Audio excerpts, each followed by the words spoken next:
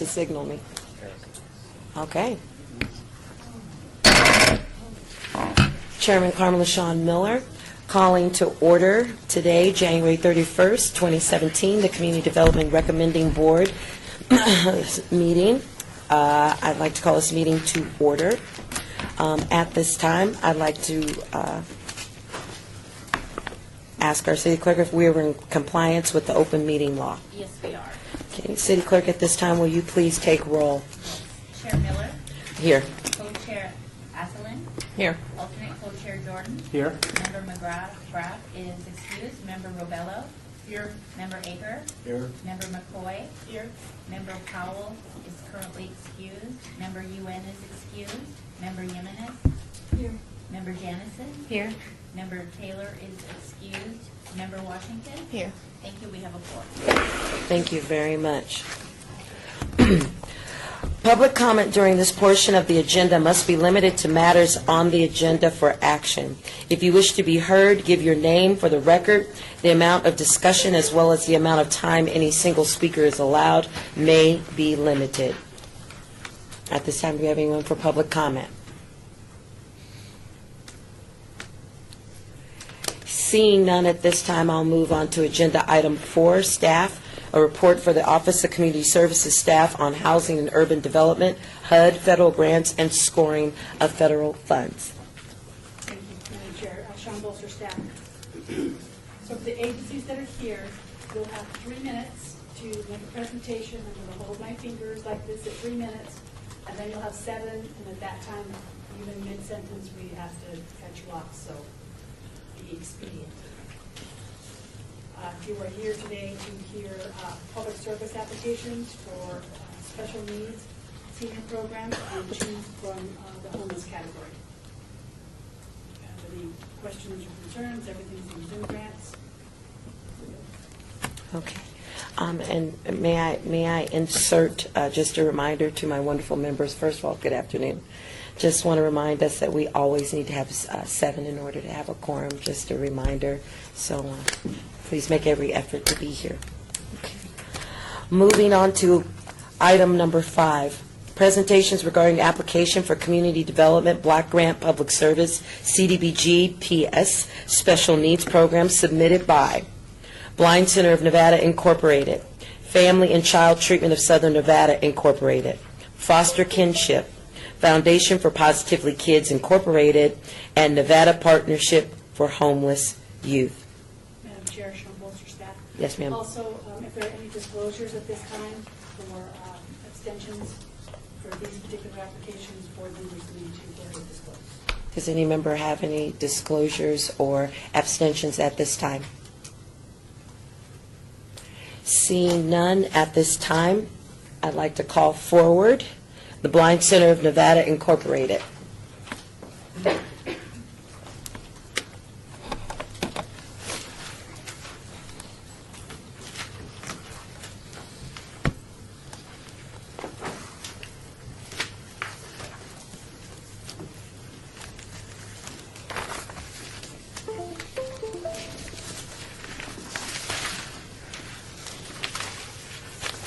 Welcome. Go ahead. Thank you for having us. And thank you for your past support. It's important to note that we. Would you state your name for the record? Yeah, please make sure you state your name Sorry, for the my record. My name is Todd Imholt. I'm with the Blind Center of Nevada. My name is Randy Caldwell. I'm with the Blind Center of Nevada. Jessica DeVivo with the Blind Center of Nevada. And Jana Velasco with the Blind Center of Nevada. Okay, go ahead. Thank you.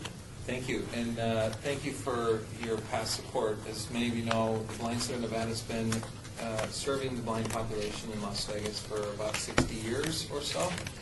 And we are here today to talk about the Healing Music for the Blind program that we have. We have a pretty substantial music program that has helped our members to, in a lot of ways, reintegrate themselves into society. And because blindness can happen to any of us at any time, and for many of our members it has happened later in life, they find themselves depressed, out of a job, most of them are unemployed, they're usually living in a room in darkness for 12 hours a day and sleeping the other 12 hours a day. And so by the time they come to the Blind Center, there's just dealing with hope and what do I do and how do I get around and all the other things that happen.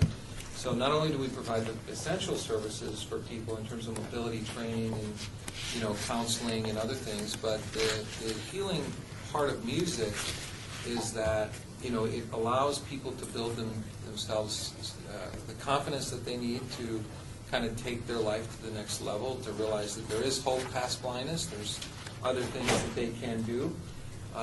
In the past 2 years or so, we've really pushed this music program to the next level. We've got Nevada's first and only all-blind rock band called the Broken Spectacles. And many of you know they've just tried out a couple weeks ago for America's Got Talent. And so they've played at Hard Rock Hotel and other places. And the lead singer of that band came to us, had been beaten up at 15, lost his eyesight. He was pretty distraught when he came into the Blind Center, and since then he's going to UNLV as a communications major. He's become a part-time music teacher at the Blind Center, teaching people how to perform the basic functions of how to play a guitar or piano or a keyboard or whatever, to singing and other things. So we feel that this program is essential to getting people from the path of disparity and depression and hope to how do I get a job and how do I make a living and how do I live my life outside the home. So as many, there are probably 30 to 40,000 people in Las Vegas who are legally blind, and we serve a small fraction of those, but we want to try to do our best to impact more and more people, and we feel this is a great program to allow us to do that. All Sean. right. That's 3 minutes. Thank you very much. Is there any board member that has a question for our guest from the Blind Center of Nevada? Member Jimenez. Member Jimenez, I was just wondering if you guys had any Spanish classes or other languages. I'll answer that. Yeah, we actually do. We offer Spanish courses, and then we have English second language as well. So we have a good portion of Spanish members, and we're always open door to increase that number. And it's really fun to watch them both practice their language skills with each other around the center. And it's something I brought on board. I've only been there since October, and it's something that I really love watching in action. For sure. Thanks for the question. Member Janison. I'm just curious on number 13. I just didn't feel like you answered the question. It was about your audit. So you had some information underneath it, but you didn't say if you had any audit findings in the last several years. Can you? When you say audit findings, you mean the financial audit or the CDBG audit? Your financial audit, so your corporation. So if you look at the number 13, the question, it said, do you have any audit findings? And there wasn't your answer didn't answer the question. Well, Randy, who's our controller, can probably answer that. I can't handle that one. So far, there have been no findings on any of our audits. We do an independent full cycle audit with an outside CPA firm, JB and Associates. JB Associates? JB and Associates. The owner, Jake Burke, actually does the audit himself. And no findings. No findings. All right, thank you very much. Very well. Member Rebelo. On question number 10, when we're discussing performance, the board has changed we're following some HUD guidelines. We're changing our focus and focusing much more on performance-based results. And we see here that on question 10, you do indicate that you are doing check-ins and all that, but I don't see where you're demonstrating the actual verifiable documentation of the benefit that this program offers to your clients. Yeah, that's a great point, and I think an important one. It's like Gus as an example. We haven't probably done a great job of documenting all of the sort of the feel-good things that happen out of music. But what our plan is to identify the stages that someone goes through. So when they come in to do an intake, we figure out where they need to go. And so once they get to the music program, then our goal is to say, okay, they reached the music program. That's the first step. And then they reached this level of the class. We haven't had a music teacher, for example, in this class, so it's difficult for us to identify what stage would you say that they're in terms of progression, and then, what outcomes do they have to integrating them into the community. So we'll document, this person is going to school now, they're getting a job now, about half our employees at the Blind Center are legally blind, and so we, one of our missions is to get them employed. So employment and those kinds of things will be tracked, not just the way the grant was written, not just the attendance and depth of going. So we understand, and especially through the latest monitoring event, that you guys are being held accountable for federal funds in a more in-depth way, and we'll do our best to track that better as we go forward. Director Rebello, there's also, what we discussed in our orientation that we had was, you can also look at what other programs do, and you reference that. This has benefited other clients in this way, and this is what we're shooting for, Mm-hmm. and providing that in your application would definitely make your score higher. Okay, that's important to know. Member Washington? Member Washington, I just wanted to find out a little bit more about your age demographic, the average age of the folks that you serve. Yeah, I would say our average age is about 48 right now. We have many young members, and many of our newer members have only been on board since October, and I've begun to do a lot of outreach in the community to find members that are at home. The story of one of my most recent members was, his name is Bobby. We'll just call him Bobby. And he lived in California previously. He was involved in drug transactions, and as a result of that, he was shot in the head and survived and lived alone by himself with his sister coming to check on him in his apartment here in Las Vegas for 5 years. Through outreach, we connected to his social worker and brought him on board. And Bobby was very shy, very timid. You can only imagine how difficult it is to walk into a room of people that you don't know, and then when you can't see them and you don't know what's going on around you, especially with the violent past, how challenging that would be. And through music alone, Bobby took interest in coming to the center based on having guitar lessons promised. That's what enabled him to walk in the door, and that's what kept him coming. So it might not be a physical benefit right away from music lessons, right? It's not like they can take this skill and go out and play for money, right? That's not the goal. It's just that music is simply our #1 draw to get people that are homebound. And it's not a temporary transition for these people. The vision loss is permanent. So when you're talking about being homebound for a year or 2 years, that would be a walk in the park. They have a lifelong ahead of them where they need to be connected to community. And music is a very powerful door opener for them. Did that answer your question? Okay, sorry, I think I expanded a bit. Member McCoy, one more minute. Member McCoy, I just wanted you to expound upon how you do your work on your community outreach. We contact doctors' offices directly, neurologists, ophthalmologists, Walmart eye centers, and I call personally, and then I deliver brochures to follow up. So just really educating the community to know that we're here. I mean, we've been on the planet for 60 years, but we need, new doctors are coming into the community all the time and graduating from school and coming to Las Vegas. We're very lucky to have them, right? So we want to just let them know that we're a resource. And, we're a community resource, and then once they're there, I connect them to further community resources, such as SNAP programs and energy assistance and all of that, because most of our members are not only at poverty level, they're at the extreme poverty level. Most of them only qualify for SSI. So, in the state, as you must probably already know, it's only $843 a month that they will make their entire life on for the rest of their lives without much chance for employment. Thank you so much for coming before us. We appreciate it. Thank you. Madam Chair. Yes, ma'am. Please make sure the sign sheets that you'll print them in, have everyone and sign them in. That would be nice. Thank you all. Thank you. Thank you.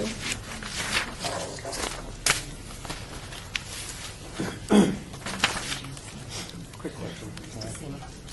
Okay. Should they announce the name when they're asking a question? Cheryl. I'm going to grab on the last year. Yes, you are correct, sir. Thank you. All right, can I call the next one? Okay. Moving on to our next presentation on agenda item. This is Chair Miller. I'd like to call for the Family and Child Treatment of Southern Nevada Incorporated. How are you? Please make sure that you identify yourself for the record every time you answer a question or begin your presentation. Again, you have 3 minutes. Okay, thank you. My name is Carissa Gar. I'm with Family and Child Treatment of Southern Nevada. First, I just want to say I know that Heather Gibbs, our executive director, was really planning on being here this year, but she had a baby like less than 4 weeks ago. And she was working on it. She had a baby. So FACT provides domestic violence therapy groups for the Shade Tree Shelter. In 2016, we provided 97 groups, an average of 11 women per group, 23 per week. I go twice a week. 308 new women filled out paperwork and registered for our classes in 2016. The largest group was 25 people at one time. It was huge. The group is going really well with the women. I get a lot of positive feedback and a lot of positive growth. However, one of the things that we want to do in expanding this group is we need to expand our services to more than just the primary victims of domestic violence. We are really looking to expand the services to the secondary victims of domestic violence, who would be the children who were in the home or the witness. In fact, just yesterday at group, I had a woman share how she had always taken, anytime things got dramatic, is how she phrased it, she would go into the room with her partner so that the children would not see what happened.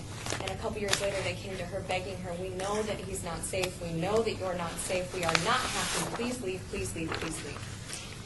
So she had thought that she had protected them from seeing it, but they're very astute children, and so they often do witness things that even though they don't see it physically, they can hear it, and they can pick up on the anxiety of the home. In addition to witnessing the violence in their home, which is extremely traumatic, when they're at the Shade Tree, they've had to leave their home and their toys and their beds and everything, and now that transition in and of itself is also quite traumatic. And trauma therapy is particularly important for children with someone who's familiar with trauma, like FACT is, because without trauma-informed care, children who have trauma are often misdiagnosed as ADHD or ODD, oppositional defiant disorder. They're told they're bad, they're told they can't focus, they're put on Ritalin, which doesn't help if you don't actually have ADHD. And so a lot of times the root cause of their acting out behaviors goes unaddressed, and they don't do better and they don't succeed. So we're working to get, ideally, a group at the same time as the adult group so that the moms can come to my group and then the children can go to the other group, and we can help the entire family all at the same time, because sometimes childcare can be an issue that also prevents women from attending group every week, which is also frustrating. So it would just be like killing 10 birds with one stone. It would be the coolest thing ever. Super excited if we can get it going. So. All right, perfect. Thank you. 3 minutes. Any board member at this time have a question for Family and Child Treatment and their program, intervention program? Member Rubella. Thank you. Divinder Rubella. Excuse me. Again, with new guidelines that we're working on for these applications, and for me, a question when we talk about, we're back to the best practice, the promising practices, the criteria of how you're going to show and assess results. I'm sure that out there in the world, there are a lot of programs that you can draw on. Absolutely. That you can pull that information in. What quantifiable evidence-based practices are you doing to track your clients so that we can show and demonstrate the benefit of the program? It's a really good question. There are a lot of evidence-based, verifiable tests, post-test, pre-test that we could do, particularly with children, to assess functioning beforehand and assess functioning after. If we get this program started, we will absolutely include that so that we can test ourselves, make sure that we can make adjustments to the program as needed. With the adults, as much tracking as I can do, I write a note for every woman that attends every week, every time, with demonstratable, she shared this, she progressed in this, is demonstrating these, So I do have that documented, but with the children, we'll definitely have to, it will be important that we do pre and post tests because they will have so many acting out behaviors that will be quantifiable, and that will be just best practice to do. Perhaps in the future, just make sure you include that in the application. Absolutely. What your intentions are so that we know that the test are being done. Absolutely, thank you.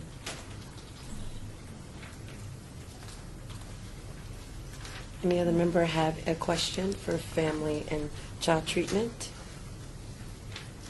Member Jimenez.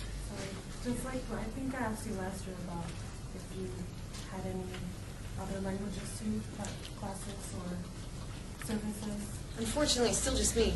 And I'm, Is it still just you? yeah. So actually, I actually did 95 of those 97 groups personally last year. So this is my passion. These are my people. And I'm actually very hesitant to share. So I take it on. I do work with speakers of other languages, and I, with the paperwork and everything they have to do, I will take time before and after group to make sure they understand, answer their questions.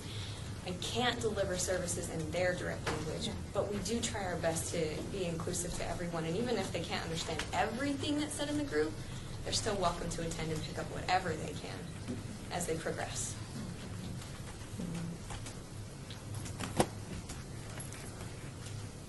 Member Washington, thank you. Member Washington, you talked about having more therapeutic group classes for children or what have you. Is there a specific age group that you're going to be targeting? The age group, well, right now the groups are 18 and up for the adult women. Okay. The age group will depend and will probably vary as the population at shelter varies. We would definitely want to keep the children grouped in their ages, so 4 or 5 up until 6 or 7, 7 or 8 up until 10, 11, and it won't be a specific target until we get in there and know how many are there at the shelter in which age group at the time, and we will adjust as that changes because the population at the shelter tends to change drastically, quickly.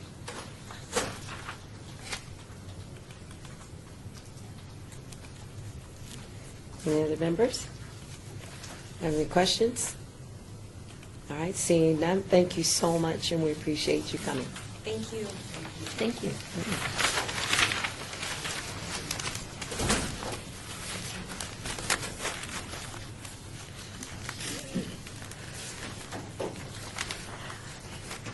If we're all ready, is everyone ready? So we move on to the next one. Members? Yes, hold on a minute. I think we got a tech situation.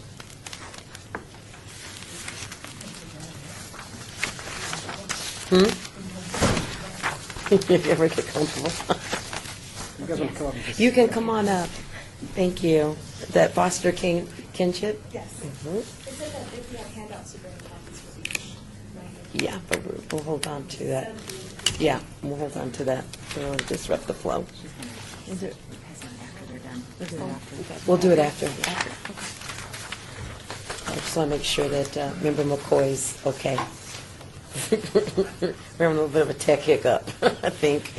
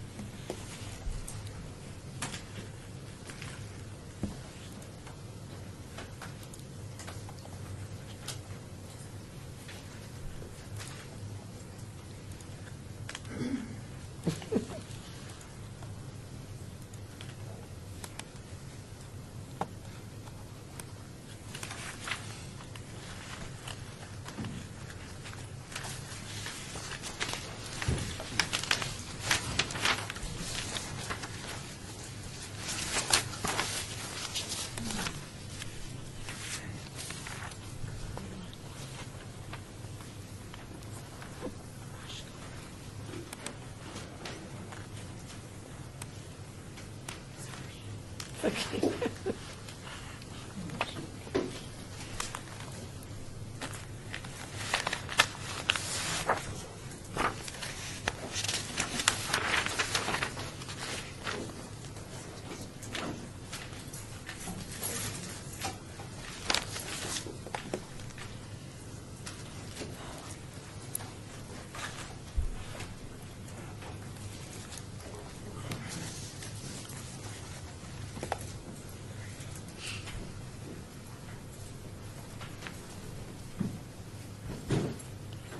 Member McCoy, you're okay? All right. Okay, at this time, members, presenting before us right now is foster kinship. Just when we have 3 minutes, please make sure you state your name as you give your presentation for the record. Thank you. Good afternoon, Ali Caliendo, foster kinship. While I am a foster and adopted parent myself, I really strongly believe that when kids can't be with their parents, they should be with their family, and ideally out of the foster care system. And this is why I founded Foster Kinship 5 years ago, where I now have the privilege of working as the executive director. My name is Madison Sandoval with Foster Kinship, Child Welfare Program and Development Director. As an individual who grew up in the foster care system, I didn't have any family, so my siblings and I were separated and placed in different foster homes. To this day, I am grateful to be working with Foster Kinship to keep families together. Ali Caliendo. So when children can't be with their parents, living in a familiar home with their relatives is preferable to being placed in foster care with strangers. In Clark County, relatives are raising nearly 13,000 children whose parents struggle with addiction, homelessness, incarceration, mental illness, or domestic violence. Family offers love and familiarity in a time of turmoil. However, kinship caregivers face complex challenges that, if not addressed, will negatively affect vulnerable children. Caregivers may be unable to provide for the immediate safety needs of the child, such as car seats or cribs. Caregivers without legal decision-making authority can't enroll children in school, they can't obtain medical care, and they can't decide if and when parents might be ready to provide parenting again. Caregivers also discover that their parenting and coping skills are not sufficient as they deal with the stress of raising traumatized children. So our Kinship Navigator program stands in the gap to address these urgent challenges. By providing emergency assistance and connection to community resources, we meet the immediate safety needs of the children. We help families create permanent homes by establishing appropriate legal relationships and initiating sustainable financial support for the family. We also offer training, support groups, and therapeutic services to promote nurturing parenting. By increasing kinship caregivers' capacity to provide safe, stable, and nurturing homes, we have improved the quality of life for over 2,000 at-risk kids. This is Madison with Foster Kinship. When the organization was first founded, Foster Kinship served 84 kinship families and 134 children. In 2013, it increased by 88%, 2014, 110%, and in 2015, 114%.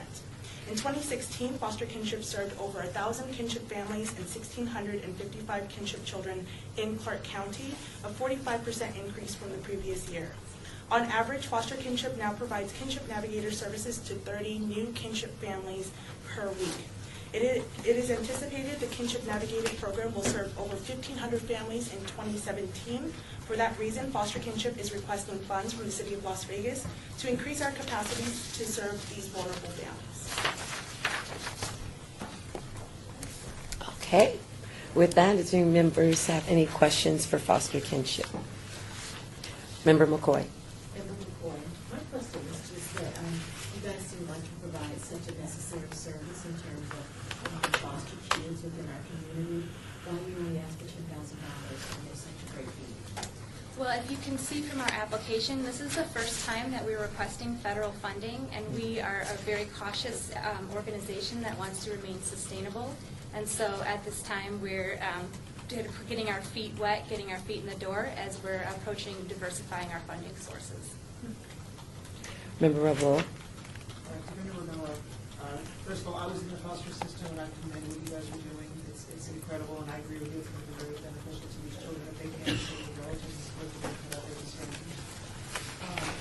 On the application, again, for a first application, you guys did a great job. This was very well done. When we talk about the research, are there other programs like this kinship program in other cities that you can draw from to get information, to find out information you can present? that could show the long-term benefits to these children? We do. So you might be familiar with the Fostering Connections Act made Kinship Navigator programs a federal demonstration grant, and 15 organizations across the country received 3-year demonstration grants, which last ended in 2015. So everything we've done is modeled on their evidence and what's coming out now. So the last round just submitted all the evidence to show that it does work, and we are basing everything that we do on those models. Member McCoy. Member McCoy, on your application as well, you mentioned collaboration, but when I went to your letter of support, I didn't see who you collaborated with. So we receive a lot of our referrals from the Legal Aid Center, Family Court Self-Help Center. So when families go to apply for guardianship, they're also given our information so that we can assist them through the process. We also have a contract with Clark County Department of Family Services to provide child welfare training to all the kinship families who have kids in kinship care. And then we work with a lot of community organizations like Family Resource Centers, Peggy's Attic, churches in town, to make sure that everybody is connected and that we're not duplicating services. So this is Madison with Foster Kinship. To answer your question, we're looking as a part of our 2017 business plan is to formalize a lot of those partnerships by establishing those MOUs moving forward. Okay. Member Janison. Okay, so CASA Foundation and our CASA, I'm assuming is a partner, or? CASA Foundation is not quite a partner in that they work directly with only foster children. We work with a large population of children living with relatives whether or not they're in foster care. So some of the handouts that are provided to you, there's over 18,000 children in the state of Nevada that are being raised by relatives. 12,800 children in Clark County are being raised by relatives, and only 1,200 children in the foster care system are living with relatives. So it's a very small percentage of the children that are living in kinship care. So follow up on me, Member Janison, so help me, because I'm a CASA. So how do you identify then who you are? Is that through DCFS that you are identifying your children? So you're not really working with foster children? We work with, so this is Madison, we work with both populations. Okay. We work with any individual that's caring for a child that's not their own. So if your sister was incarcerated and you decided to take in your nieces and nephews and DFS had no relationship whatsoever, you would be considered an informal family. So we would assist you and help you navigate and obtain financial resources, legal relationships, emotional supports, and things of that nature. Formalized families work with us through the Department of Family Services, and they receive the same services, but it's a very small percentage of the pie that we work with on a regular basis. Thank you very much. Chair Miller, how are you? I have a question. With this navigation services that you've gotten a grant, did they also include in the grant an assessment tool as well as you base your operation on their practices? Have they provided you with an assessment tool so you can present what your outcomes are? Clark County, our grant with Clark County. No, I believe in your application questions, in your story behind your organization, you said that there was a national grant. I think it was National 9 yes. grant. Yes, so the tool that people use as the pre and post is called the Family Needs Resource Scale, and we use that.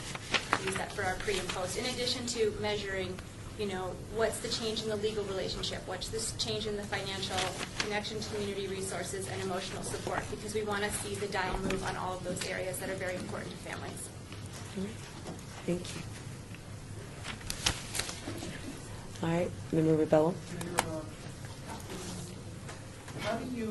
What tools do you use to determine that the family household that they're in now is a healthy and safe housing for them? If they're not going through child services and going through those agencies, how do you determine that they're in a safe, good environment, and what do you do if you find that they're not?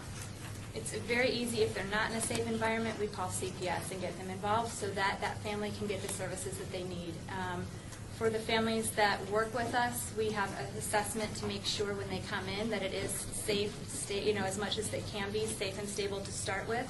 And then we work to improve the safety. So the reality is kinship care is happening regardless, and we want to improve outcomes for these kids so that it is better for them to live with grandma And we want to make sure that is the safest, most stable placement, where it is not often at the start, that it's a safe and stable placement, and that's what we work to change. But the majority of kinship families are not involved with the child welfare system, and that's not going to change because the system would ultimately just break apart if, 19,000 more kids entered foster care in Nevada right now.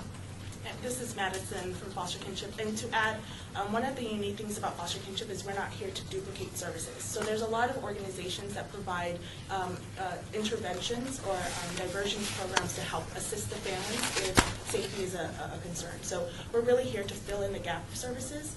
So if a family has been identified as having safety concerns, one, we want to connect them to resources. Sometimes it might be just a lack of resources or lack of financial stability. And number two, connect them with emergency resources, connect them with family resource centers in the community. So we do our best, and if safety is a major concern, then we would involve the Department of Family Services. Okay, thank you. Do any members have any further questions for foster kinship? Seeing none, thank you very much for your time. Thank you.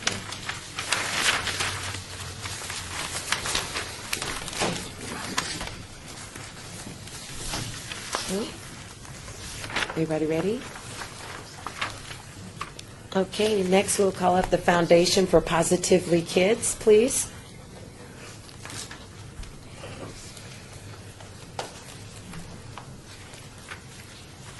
Don't forget to please state your name as you enter in information or answer questions.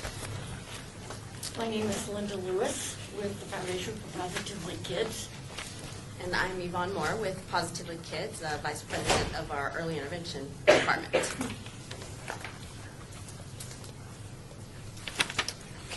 Whenever you're ready.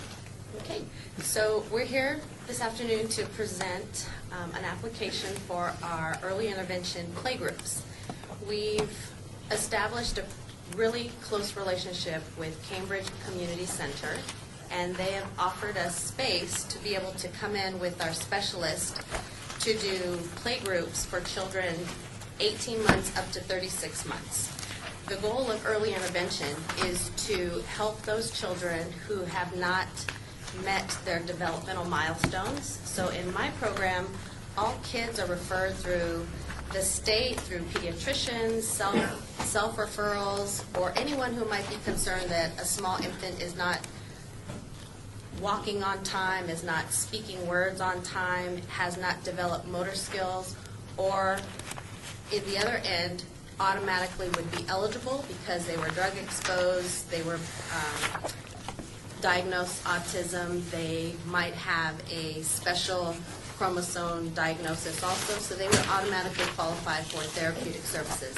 So the goal of our playgroups, which we've started just last year, is to really bring parents together who have children involved in the early intervention program, because we've already identified that they are delay and behind in some type of developmental skill. In our playgroups, what's been great is that they are designed to really work on the child's independent family service plan. So each child, when they come in, they're already set with goals and outcomes so that we have measurable, identifiable tasks that staff and the parent is on board with using strategies to meet a milestone. So a child might come in only saying maybe 10 words.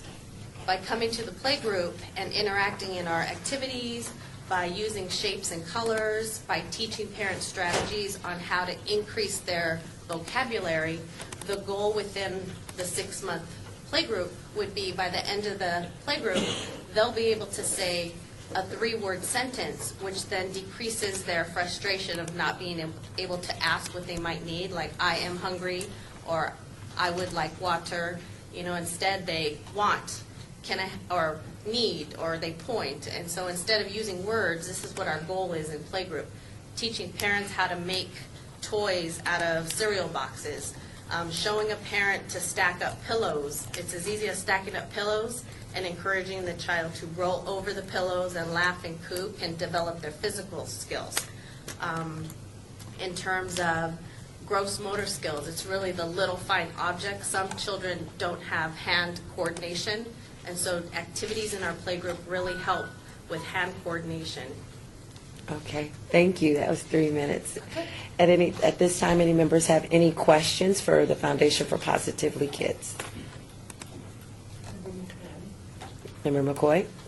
I wanted to know, at the location that you guys utilize at Cambridge, do the kids come in from that neighborhood, or are they signed up someplace else and you're just utilizing that area? Because I guess what I'm trying to find out is, what's the demographics of the children that you're serving over there? The demographics is, our goal for any of our disabled children in our program is also inclusion. And so we invite community kids who are also signed up through Cambridge, who are looking for playgroups or activities to get involved with, to join our group also. So we have half of early intervention kids and half of community kids. So it's an inclusion group, and it helps us also identify if there's some needs that other families in the community might be having by participating in our groups also. And so it's in the community, but it's referred on whoever wants to come can come.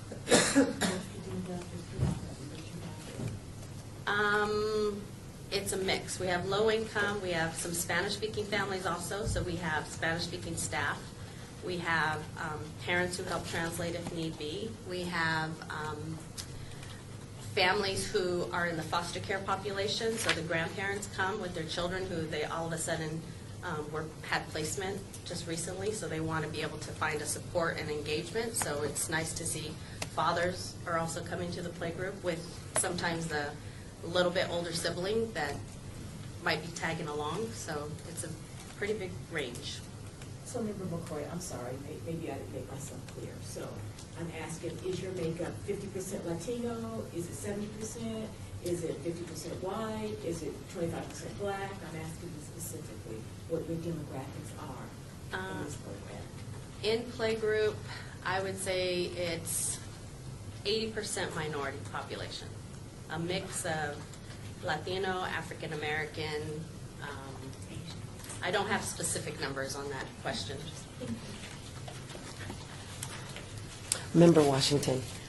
So how large are the playgroups, and then how long do they last? So we have about 12 slots that we're looking with 2 facilitators, and they last between 6 and 8 weeks. So we want to not break it up if there's a holiday, and it's continuous. So we do 1 week break in between and then start another session. And we have a relationship with Cambridge where they have 2 other facilities they would like us to provide services, and so that's kind of where we would like to expand and grow and provide it in other areas.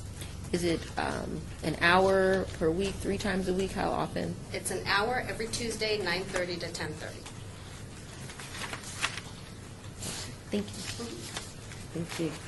Member Ravello. Thank you, Commissioner Ravello.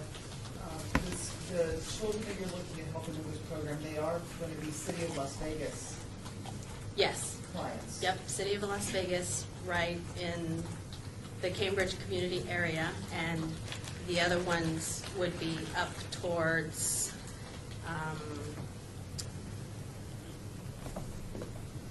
Charleston, where the hospital area is. There's another facility that they have over there for us to do, and I believe there's one up north area that we would go. But all the children meet the City of Las Vegas zip code criteria. Yeah. Go ahead, Member Ravello. Commissioner Ravello. Again, new application process, and I know that we all have a learning curve that we're dealing with here. One of the questions regarding is regarding capacity, and we're asking regarding the staff. This is question number 12.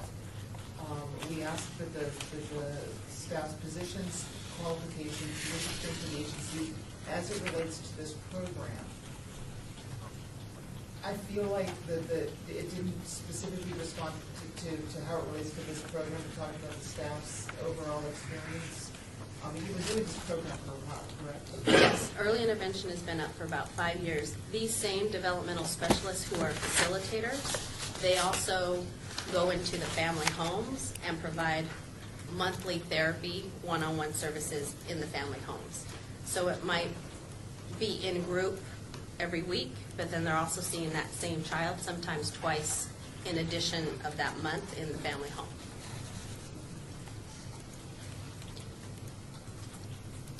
Any further questions? Any member of the board at this time? Having seen them, thank you very much for coming. We appreciate it.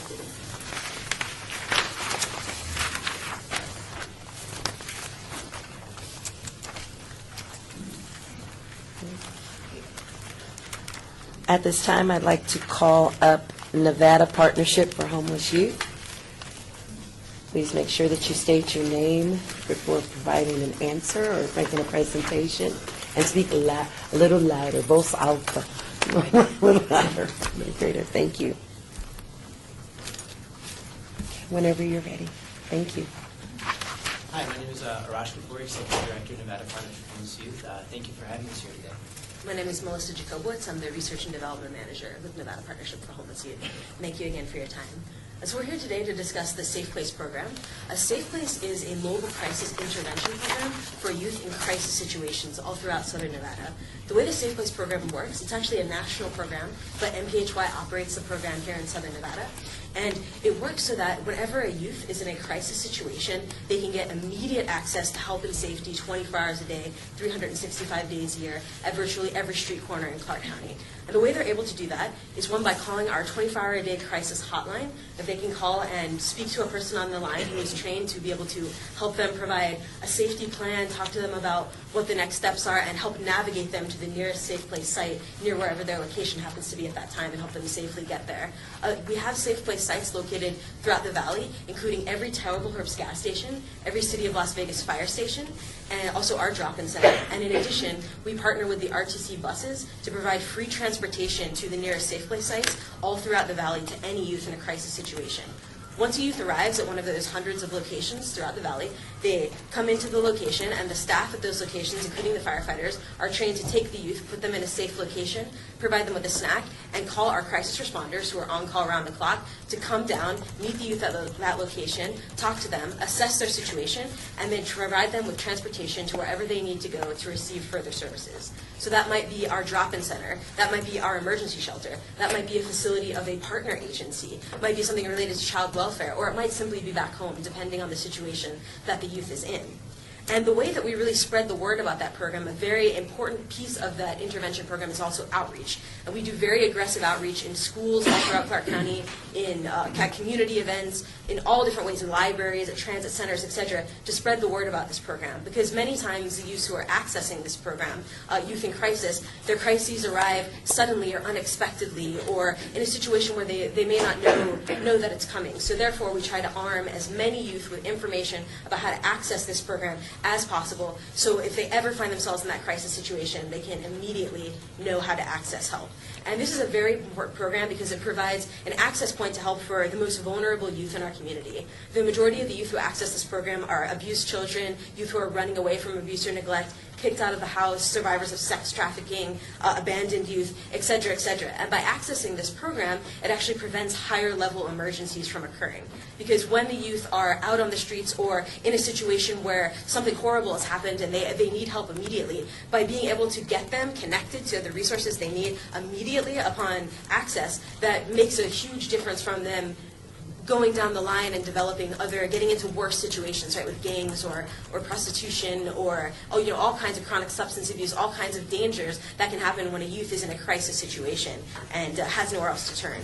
So, thank you very much. Thank you.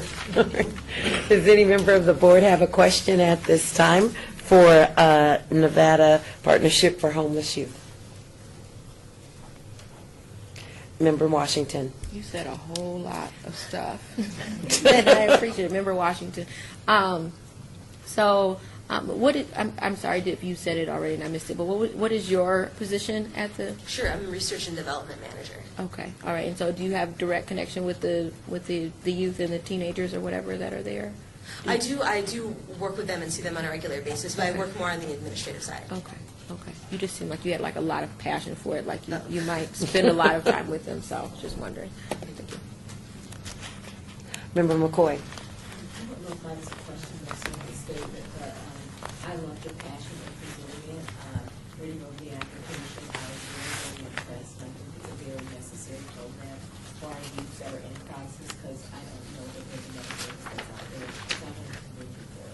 you. And it is the only program of its kind in this region as well. And so that's another reason why it's so important. Thank you so much. We really appreciate that. I love the outreach and the accessibility that's everywhere, all over the city for anybody. So, thank you.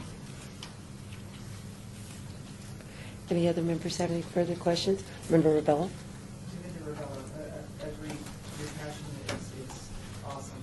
Also, a really complete application. It's the first time you've applied for a grant with us? Yeah, for CDBG, City Las Vegas. Has this program been existing in the city prior? Is this a new program or has this been around? Since 2002.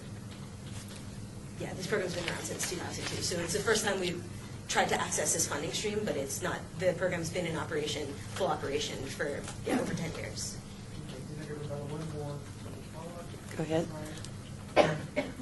Do you get a lot of recidivism, or do you get a lot of, how long does it take for a client to first come to your program? I'm assuming that it's usually not fixed the first time.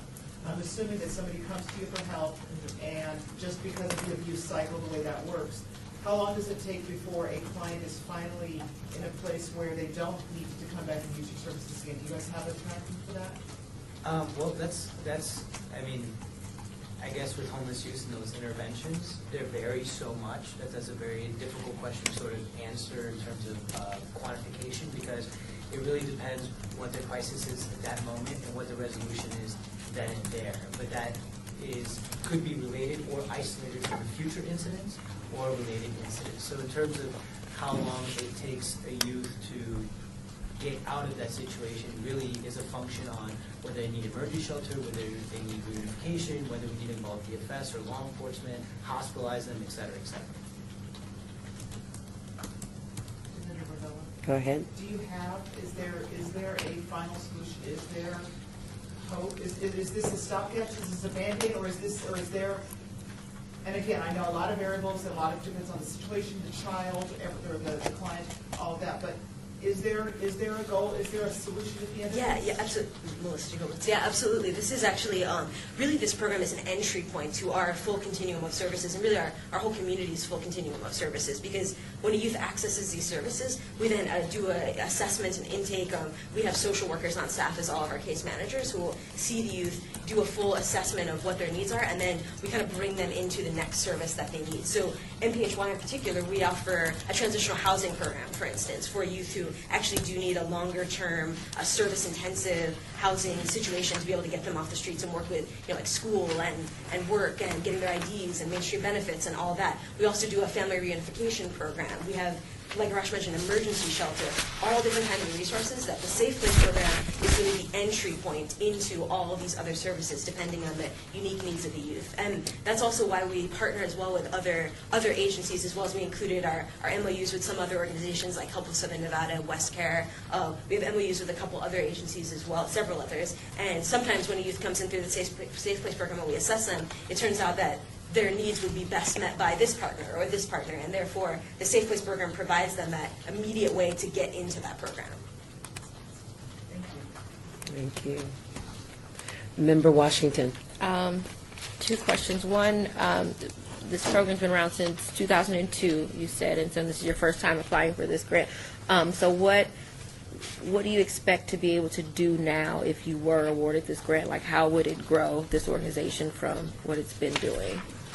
Well, we think not only that it'll help sustain the existing service in the community as well, it's a very necessary service because, as Melissa pointed out, it's not only immediate sort of crisis intervention when the youth have a crisis, but it's also an access point to many services in the community. And also with many things sort of in a pipeline for our community, for example, we're working on a coordinated entry process for all sort of homeless populations, including the youth population. And a program like Safe Place could be very vital for that by allowing youth to get navigated to access points 24 hours a day, 7 days a week. So not only do we do that, but we also plan to further diversify sort of this program by bringing on new partners, for example, new agency partners, new corporate partners. We're also going to be exploring pay-for-participation type of models. So we have one of our corporate partners does invest in this program as well as provide the substantial in-kind donation to actually train all of its employees and put up the signage on an annual basis as well. Okay, so follow-up question, Member Washington. So is there a mentorship aspect to it? Do any of the youth that have aged out, is there any give back, turn around and give back mentorship type of establishment that's happening there? In general, in all of our programs, yes, there is. We are also working on starting the Communities First sort of youth advisory board. But also, we're also working on another program called an NHY Ambassadors Program, which we haven't quite launched yet either. But that's really going to be sort of a mentorship tool for that next generation. But we also always have a constant sort of feedback mechanism where our outreach teams and our programmatic team are talking with current and former youth and our graduates as well to keep us up to date on trends in terms of where youth are congregating, the best way to access youth in crisis situations, new partners to take on, and the positives and negatives of those experiences so we can further enhance services as well. Thank you. All right. Seeing no further questions, I want to thank you for your time. Thank you very, very much. Thank you, Eric.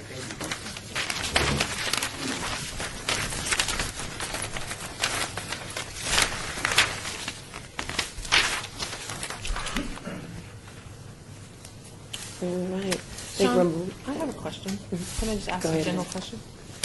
Who categorizes these applications? Do they self-select the category, or do you? Sean Bolster staff, the agency self-select. What if they meet several of the? We. You only let them select one. Yes, because the percentage rates that are provided to us by mayor and council, so an agency has to choose the one that best fits their program in order to apply. Sometimes they do cross over, but they have to select that category that best describes what they're doing. Member Jansen, because I think we're going to follow up on the question. I thought the same thing about when they chose special needs. I thought that was interesting because it's a homeless organization. Then I looked back down underneath, like the areas that it must also demonstrate that program serves one of the following. So it was interesting for me, but I think they explained it to where they did fit in underneath abused and abandoned children. Yeah. It's a little looser because it wasn't specific. So, but because I was going where you were. And especially with most of these, is because I like the way this is all laid out. But it's also, and I know we'll probably have this conversation later, but it's a struggle to them to say, do they qualify in that, or do they not qualify in that? So I think, would that be the conversation that we'll have underneath, at the end of this, on our scoring? Yes, Sean Bolster staff.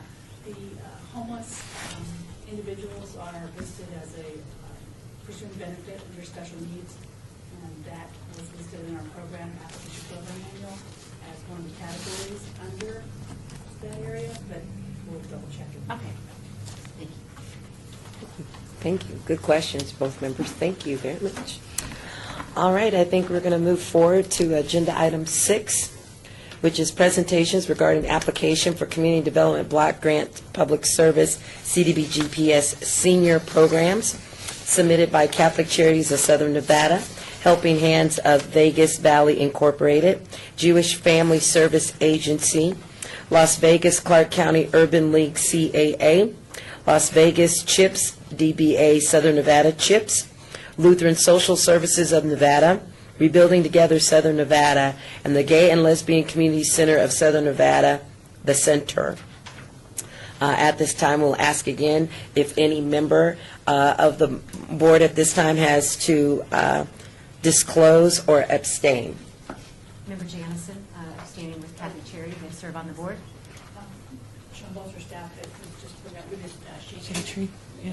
under special needs. The Hope Line. Where's that? It's, is it, Hope Line. Hope Line.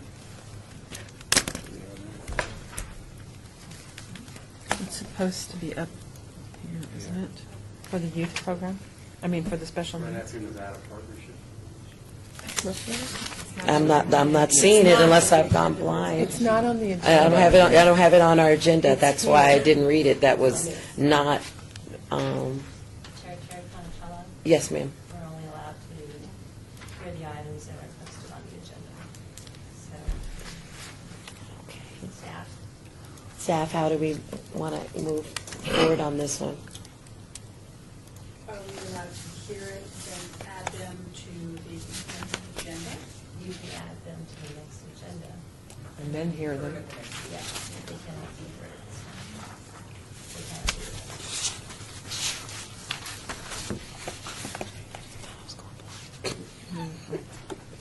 Well, that's why we're looking at, see if it was in another category. Yeah. Madam Clerk, which we would like to add them then to Second. February 2nd. The next February 2nd. meeting just posted today. So it would have to be the Commissioner Rivera, wouldn't it be possible to do an amended agenda for the next meeting or the meeting after that and to add them to it? Because it has to be in public. It's just a The proposal. law deadlines posted the 7th, February 7th today. So, City Clerk, is the deadline for tomorrow? Was the deadline today to post? Okay. So following meeting after that. we need to add them to the February 9th meeting. And I'm sorry, what was the name of that organization? Shade treatment, Hope Line. Hope Line.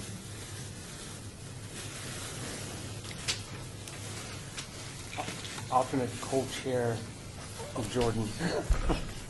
Feel bad. I feel good now. Anyway, will they be notified? They're here. Welcome. Marty Toledo staff. Can you speak up so Marlene from Shade Tree knows when you reset her to appear? Oh, we're kind of working on that. Or has that been established? No. Can I go ahead and announce that? It will be February. Okay, via the city clerk, it'll be February 9th. Is that correct? Do we know the time? And what, do we have specific, can I go ahead and say 1:30? Is that correct, or? Have a look at the schedule.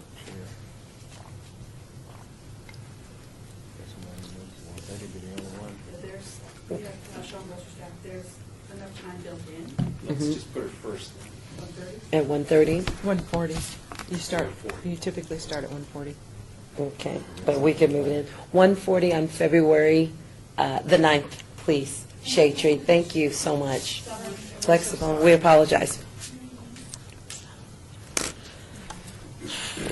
Actually, Sean Gross staff, they are, they have an ESG application that same day at 3:50. Can we trail them? That's up to the board. Are them at the same time? Have them at the same- Make it more convenient for them? Would that Can be we do okay that? with you, Marty? Well, remember, ask them what we'd like to ask them. Yeah, what is that, if that would be fine? We have an affirmative that that would be fine, yes. So then we'll just add that after Sean Gross staff. We'll, very much, we'll work with the city clerk to make sure that we're posting the items there, the trail, so that we can hear simultaneously. Thank you so much. I'm so sorry. Thank you, appreciate it.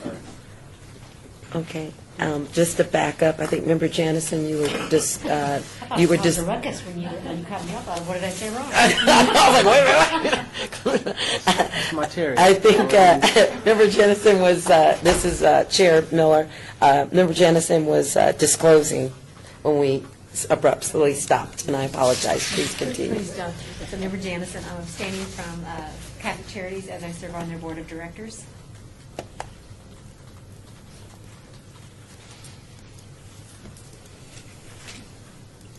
And clarifying, do I step out during their presentation, like in past, or may I stay and listen? Terry Conatore, you can stay and listen, you just cannot. You cannot put Thank it you in. very much. Okay. Anyone else? With that, let's get moving, and we will start with Catholic Charities of Southern Nevada.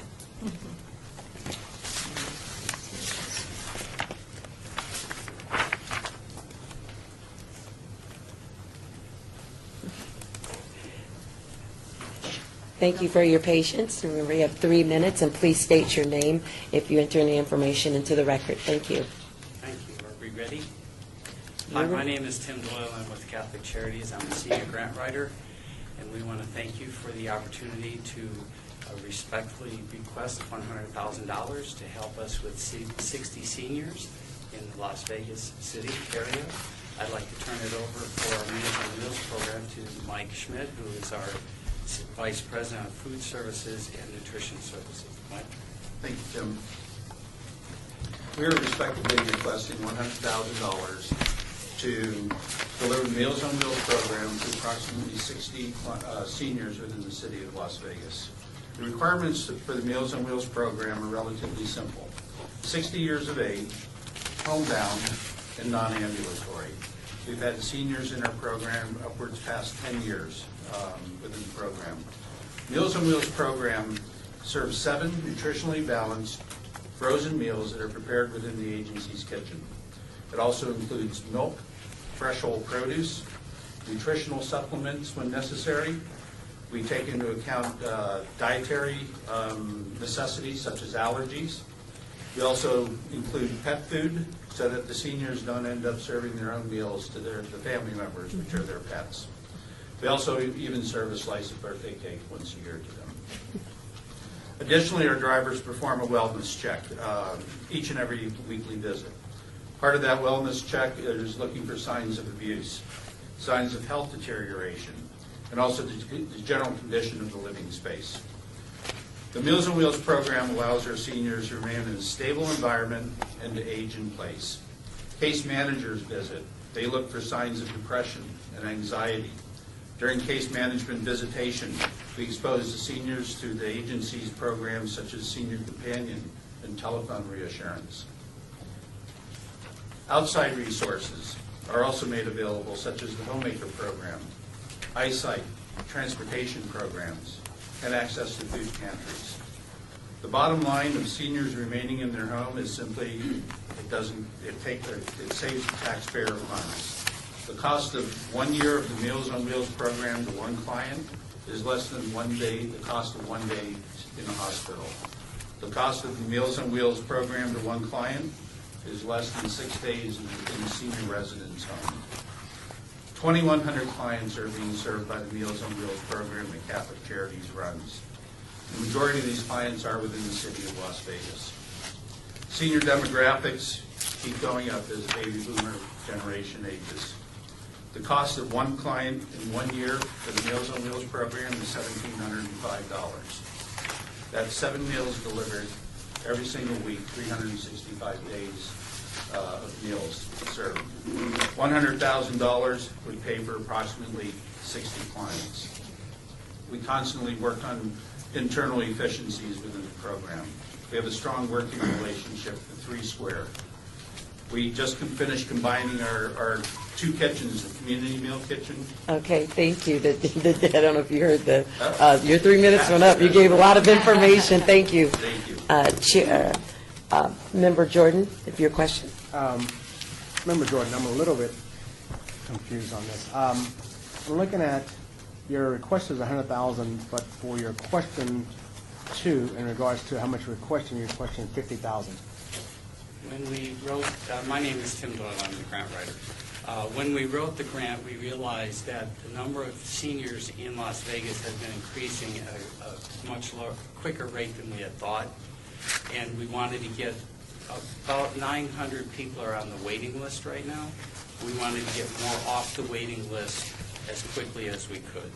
So the idea is for us to have a little bit more funding. We asked for $100,000, but we never got to that question to switch it to 100 from 50. Okay, in regards to my second question, if I will, Member Jordan, also in regards to, it mentioned 60 clients, but here it had 30 clients. Is that the same? It's the same. Okay. Our waiting list has increased even as we've gone up from 1,400 clients in fiscal 15 to over 2,100 clients now. And the waiting list keeps growing, especially in the areas closer to downtown. So there are areas that seniors in Las Vegas are seeing our trucks and talking to their friends and realizing that it's a way that they can stay in their homes and still get the nutrition that they need. Thank you. Member McCoy, and then Member Roblo.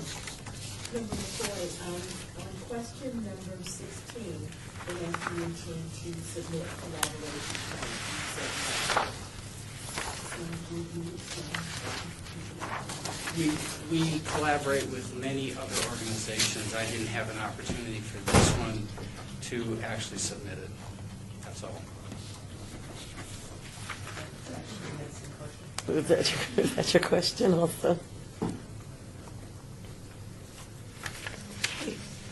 Any other members have questions for Catholic Charities, Meals on Wheels? Member Washington. When you said that there was a, Member Washington, when you said that there was a waiting list of about 900, is that what you said? Okay. What is that waiting list for exactly? There are seniors that contact our offices either through their faith-based ministry, their physician, their social worker, asking about joining the Meals on Wheels program. We send a caseworker out to ascertain that they qualify. They are 60 years or older, they are homebound, they are non-ambulatory. And when they ascertain that, they are put on a waiting list. We only have the capacity at the moment for about 2,100 clients, but we keep growing that number. The number changes on a daily basis as seniors move off the program. They might move into a senior residence, they might move in with family members. So that number keeps changing, but at the moment we have about 300 clients who we have case managed that are ready to go on the program, and about 600 that we need to get case managers to. And so that's the 900. Okay, thank you. Any further questions by members? Member Aslan, how do you assess, I guess you do an assessment of their nutritional needs, but how do you assess if that has been met and if it's changed their quality of life? Do you have any type of measurement? We have a registered dietitian on staff.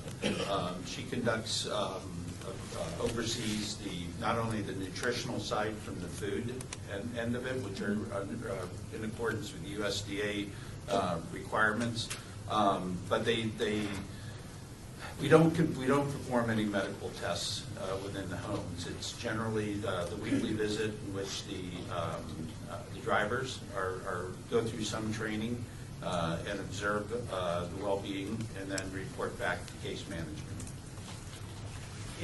This is Tim Doyle. In addition, the case managers do an assessment when they're there, and we do ask all of our clients to perform or send us a questionnaire response to a survey, and the vast majority say that they're eating better, that they're either gaining weight or maintaining weight, and that they're feeling better, and they don't have the issues of depression and anxiety as much.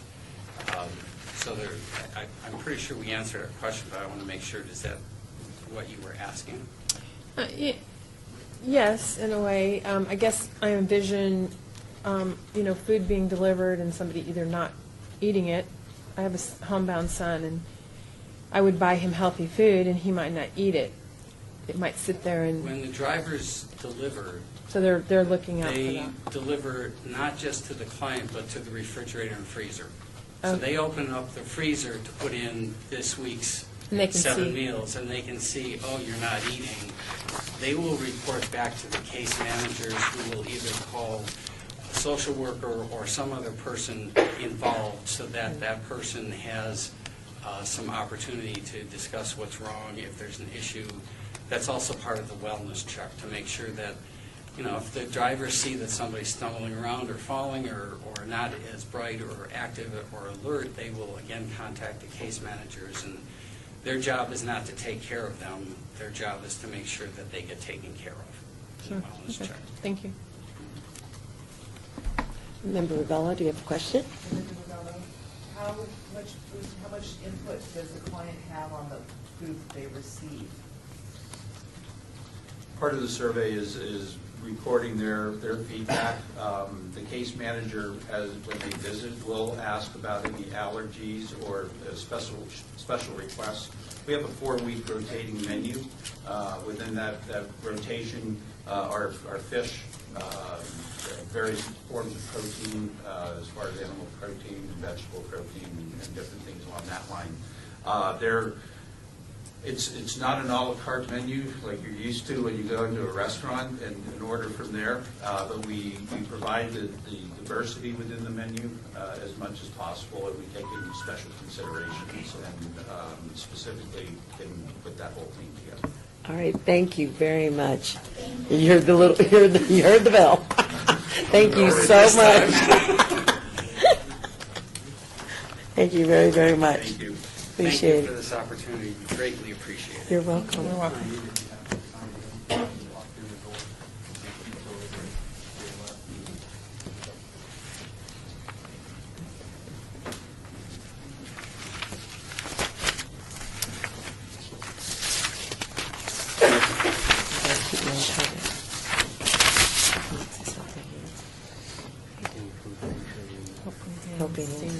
Okay, thank you. All right. Next, I'd like to call up Helping Hands of Vegas Valley Incorporated. Again, please make sure that you state your name for the record anytime you make a comment or share information or answer a question. Thank you so much. Staff, are we ready to proceed? You may begin. Thank you. Thank you. Dana Serrata, Executive Director of Helping Hands of Vegas Valley. And Marsha Blake, I'm not used to the title first. Executive Director of James C. Strand Helping Hands of North Las Vegas. Thank you. Helping Hands of Vegas Valley has been operating programs exclusively for our community's poorest seniors since the year 2000. And today we come before you to ask for assistance with our food pantry program, which we operate collaboratively with the James C. Strand Helping Hands of North Las Vegas. We currently have over 150 seniors who are awaiting food services which are not as intensive as those offered by Meals on Wheels. This food service is a home-delivered bag of non-perishable food and also fresh produce and whole grain bread, as well as a bag of paper goods for our seniors that will allow them to remain in their home, and if they are self-sufficient enough to prepare their own food so that they don't have to feel that they have to take something that's prepared by someone else, if they don't need that level of intensity yet. So we're looking at those seniors that can still remain in their homes very independently but don't have access to food, maybe because of transportation issues or because of income. Currently, 99% of our clients are at less than 50% of poverty, according to HUD statistics. And 65% of our clients are minorities. And we have right now on our wait list over 100, we have 100 seniors that live in the city of Las Vegas that could definitely use this food. And how we're expanding is we are adding intensive case management to our program, which we currently don't have, which will allow us to then help those seniors to not only get the food they need to be food secure, but also get other services that they may need that they don't know where to go to get them or who to ask for help. So we're hoping to incorporate case management.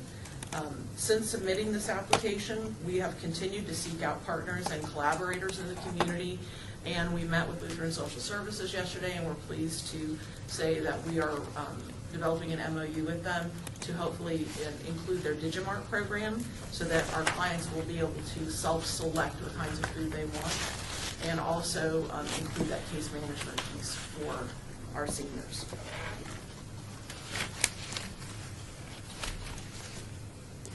Okay, any members? Member Ravello, do you have any questions? Director Ravello. I believe you've been before that this is a whole new system that we're doing with the performance-based, et cetera. I don't see a lot in your application to discuss is how you're going, first of all, what you're basing this program on to show the long-term benefits, and then again, the performance, I follow something I can't speak, how you're going to be tracking their performance to show that the program is successful and this is where the city's money can go to provide long-term benefits to our clients. Thank you. I'm Dana Serrata, Helping Hands of Vegas Valley. This is the first time we've come before you with our food pantry program, but we have been before you before for our transportation program. However, we're seeing greater need in the food pantry. So when we went out to look at best practices and informed practices, we did not see a whole, evidence-based things that had to do with nutrition, except for things that were for specific chronic conditions like diabetes, obesity, things like that. So it was very hard for us to find any evidence-based materials on nutrition for older adults, just improving health, period. So what we're looking at also is we've been talking to the UNLV School of Nursing and the School of Nutrition, and we are working with them to develop a research project surrounding this program. Because of the short period of time we had to develop our application, we were not able to get all that in there, but we did the best we could. But those things are happening, and we're working with them right now to develop that research. We also did, besides surveys that we do with the clients, to ask them about the food they're receiving and how they feel their health is, we're also planning to use an evidence-based model, which is outlined in our application, about the food insecurity survey, which we are looking at, okay, if someone is food insecure, that's different from being hungry. It means that they don't have access to food. Thank you. Any of the members have any more questions for Helping Hands of Vegas Valley? Seeing none, thank you so much. Appreciate it.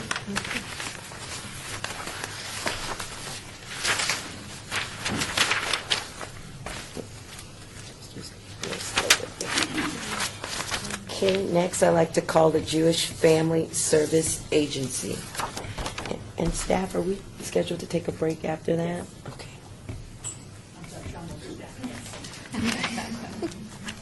Trying to keep my members happy. Thank you for coming. Again, you have 3 minutes, and then there'll be a timer you hold off, or I'll signal that it's time. And please make sure you state your name if you're going to make any comment. And we're ready whenever you're ready, sir. My name is Ken Moskowitz. I'm the president and CEO of Jewish Family Service Agency. I want to thank you for this opportunity. This is our first application for this particular program through Jewish Family Service Agency, which has been a program that has been operating for many years under the auspices of the Jewish Federation, now Jewish Atlanta. So I'll let my colleagues introduce themselves, and then Lisa is going to speak briefly about the program. Linda Keaton-Cardno, I'm the controller for Jewish Family Service Agency, and I'll answer financial questions. My name is Lisa Topofsky, and I'm the Senior Service Director. I was at the Jewish Federation, and now I'm at Jewish Family Service Agency. This is a case management program for at-risk, vulnerable seniors. Basic criteria being 60 and over and having a low income. But being vulnerable and being a senior means so much more than that. It's health, income, disability, lack of family support. We recently took in a couple that was referred to us through the hospital, husband and wife, both living in Siegel Suites, both over 80 years old. Husband is blind, legally blind, but almost totally blind. Wife is suffering and was in the hospital because she had an Alzheimer's behavioral outbreak and was assaulting the husband. They live in that Siegel Suites. They are very low income. They share medication because they can't afford their medication. And their food stamps were discontinued because he's blind and could not complete the reevaluation paperwork to get what is often $18 worth of food stamps for our seniors. So it is those type of clients, maybe not all as severe as they are, but those types of seniors that live in our community that the Senior Lifeline helps. We help them with case management. That is the strongest and most important component. This year, we will be, as we've moved over to Jewish Family Service Agency, having a very specific service-oriented perspective, as well as a professional psychologist as the supervisor. We are providing very strong case management services that are based on best practice of the National Association of Social Work and the state standards through the Aging and Disability Service Department. We use a standardized assessment tool to measure our seniors' vulnerability factors. And every 6 months. They have an in-person evaluation, and they have phone contact with their case manager on a monthly basis. The case manager links them with services out in the community, some of the partners that we've heard from here today already, but as well as many of the services that we have in-house. We have our own homemaking assistance program. Since we've joined the Jewish Family Service Agency, we now have professional counseling services, food pantry, telephone support available to our seniors. We leverage money from the county to help get seniors with their co-pays for their medication and their doctors, so that those are barriers that the case manager is helping for them to remove. And we're very excited about being at the Jewish Family Service Agency and for you to help us to get some of those standardized measures in place. We're looking at 3 minutes 3 minutes goes rather rapidly. It does. Okay. Does any member of the board have any questions for Jewish Family Services? Member McCoy. I just have one question, and on question, I don't remember this, that talks about your collaboration. So, Well, I didn't have a collaboration plan or MOUs that were attached, but we certainly are collaborating. Part of that is that we don't have formal agreements since we've just switched over to the Jewish Family Service Agency, and many of our collaborative agreements are referrals to services that we aren't providing and being the referral source back and forth. The actual case management services are something that are done by our staff in-house. I think, as many of the other agencies, we could certainly do some work in formalizing the actual collaborations that take place, and I'm just thinking of people that I've met with in this room in the past month, in and of itself could fill up that space. Thank you. Member Aslan. Oh, sorry. And then Member Jimenez.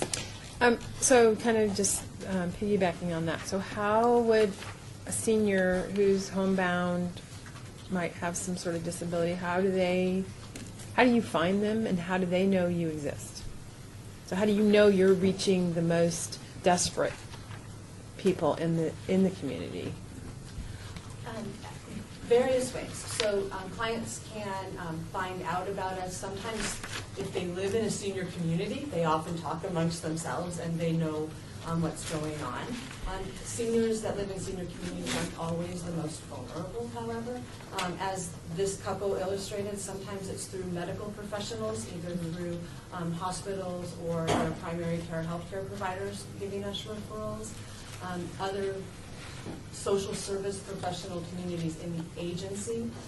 As you are probably aware, senior services are very full right now across the board. So senior service providers work very closely together to know when there are openings and what services in the community might fit.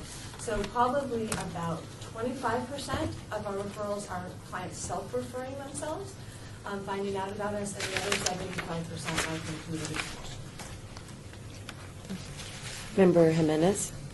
Member Jimenez, so that was part of my question, but my other part was if you have like and I think you kind of answered it, if you have like a waiting list right now? Yeah, unfortunately we do. We have, and that's why it kind of speaks to the, we don't do a lot of outreach into health fairs and big community events like that because it's very difficult to go and describe services to a senior and then tell them I have 250 people on the wait list ahead of you, which is what our wait list is right now. So we do have the wait list, and we do try to prioritize that wait list, although you might imagine with 250 seniors, many are in that very high category. Unfortunately, I have probably over 15 on that wait list that are over 90 years old. And then when we let them know there's a wait list, to hear them say, well, I'm not going to live that long. And unfortunately, for many, that may be true.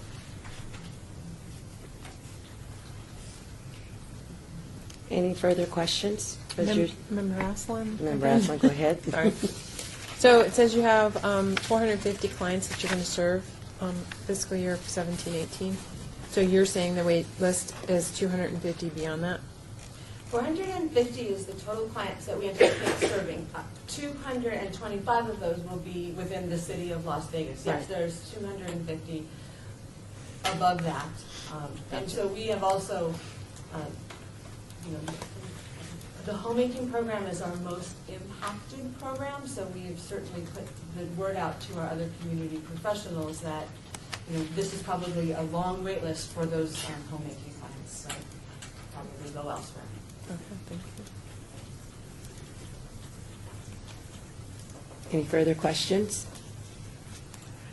Seeing none, thank you so much for coming. We appreciate your time, and I hope I'm doing this properly. Can we take a 10-minute break so members can go wet their whistle or whatever else they need to do at this time, and we will reconvene in 10 minutes.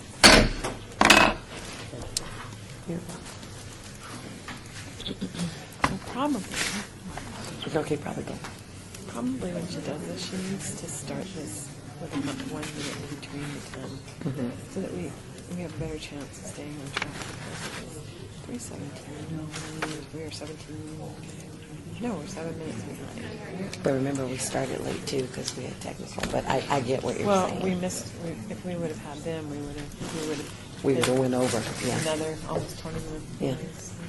It's kind of worked out for both of them. I know. But I was looking at the agenda going like this.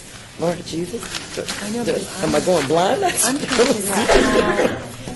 I'm sitting here hoping that order matches this, and then when it's skipped, I'm like, wait a minute. And I'm doing the same thing because I'm looking at this, and you're looking at that.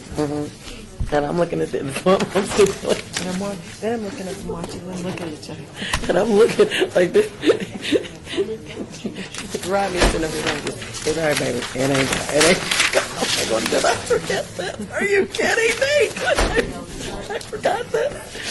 You're killing me. You're killing me, Smalls. You're killing me. I have 3 of these to keep me from choking to death today.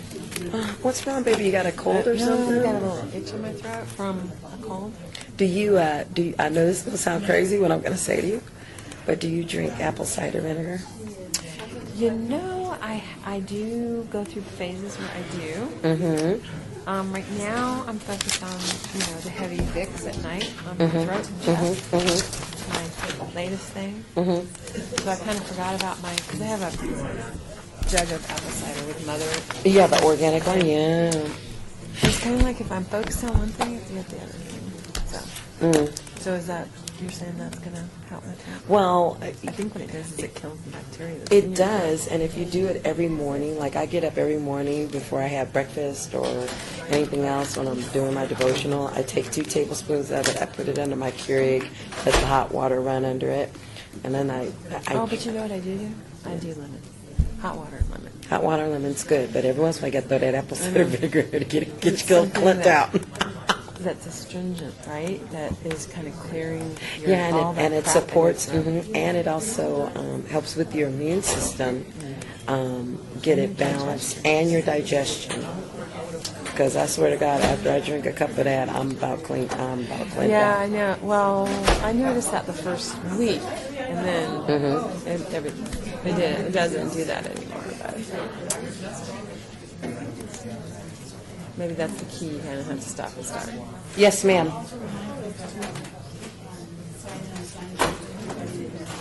Okay, I will do that. So I was going to make a suggestion. No, because I thought I was going blind. Thank you. My girl was freaking. Instead of doing 10 minutes, you should be doing 11. Well, when you're putting them in. I know, but that way it's. But there's room at the end, because we don't have to be out of here till 5. Okay. So there's wiggle room in there to get them in here so we could play a little bit. Hello, how are you? And you can make this bigger. If you do control and the plus sign, it makes your pet bigger. Oh, yeah. Because I'm sitting, you see me over there doing. Yeah. Squinting. Yeah, you do. If you control plus, it makes things, and you could keep doing it till it gets as big as you want it to be. Uh-oh. I knew there was a. You're like, uh-oh. I do have a question now that you're here. I have a question. You know how we look. you know how we look on some things and they have the administrative score? I've noticed they have an administrative score and our score. I've been looking at some where there's nothing there. I'm looking right. I've seen it. I've seen it a couple of times. Because most of the time I see a score right here, and then it adds up the combined Okay. score down here. Well, and that. would you see a blankie? Will you just write their name down and let me know? Oh, I'll okay. double check. There's a couple of them. Okay. There's a couple of We'll them. get them in there for you. Because I'm sitting up here going like this. Are Okay. they going to tell us, or are they going to tell us later? Who They're did going to not, tell us. They're going to tell us later. who did not come to the mandatory? We did. Yeah, I think they're going to. They haven't told us. They haven't told us that. No, you are correct. They have not told us that. Because I was sitting there kind of going, oops. Snacks, I did not see snacks. They're over here in the corner. Goodness gracious. Bring me them Cheetos, bro. Cheetos. Because see, I have the Shade Trees thing in here that I've already pre-scored, but it wasn't on the agenda, and I'm supposed to read into the record what's on the agenda, and it ain't there.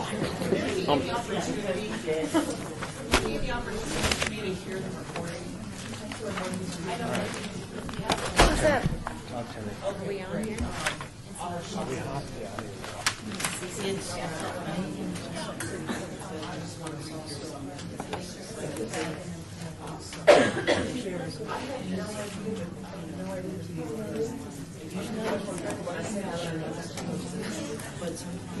No cussing, no cussing, no cussing, no cussing. I'm not sure you can always understand. When I've tried to listen to city council sometime, I'm like, what did they say? What they say? What? Or county commission or whatever. Because I know I've seen this a couple of times, and it concerned me, so I want to just go back through real quick. Because I looked and there's a couple of them that, see, here's another one. Us the kids, this is blank. Like, it's got my score, but it doesn't have the administrative score. Because on a couple of them, they do have it. Okay, like, here's this for these people. And I don't, just want to make sure we're doing what's right. That is, okay, let's like foster kinship. Foster kinship, is this another one? Okay, foster kinship, go into review tools. Okay, that one is on. Okay. Okay, this is family child treatment.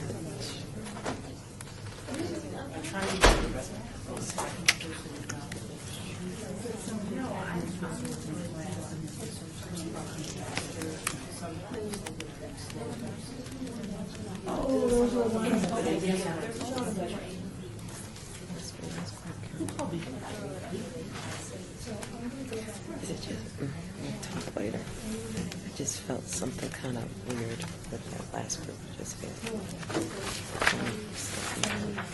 something is amiss. My mom say something's amiss.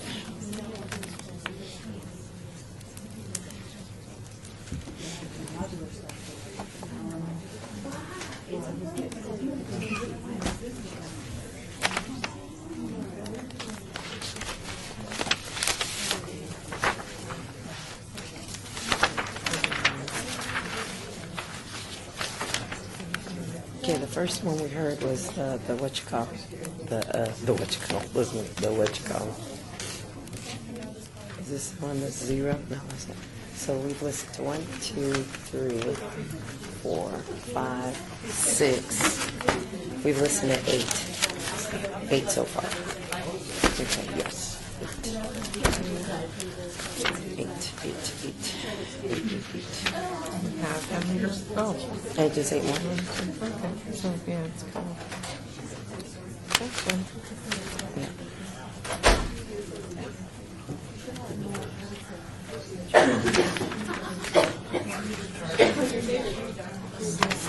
You want some water? No, I've got You good? Yeah. Well, you know what? Maybe I should go get it. I don't want to make a big commotion.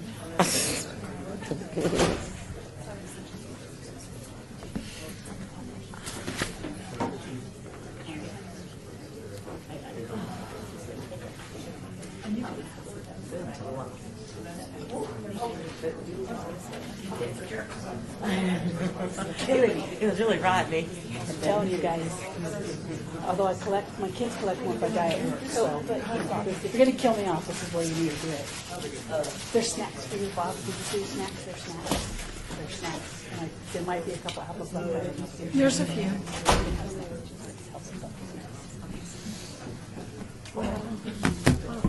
So I am really sorry that I can't see this. Okay. No, I'm on the call. That's what happened to Tom. He's got an out-of-state client. And he thought he was going to be done. He was trying to be done. And yeah, that didn't happen. So it's 2:30. Okay.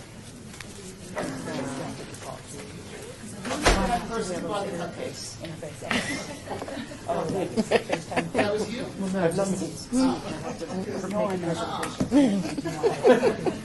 That's not how the rest of these meetings are gonna go.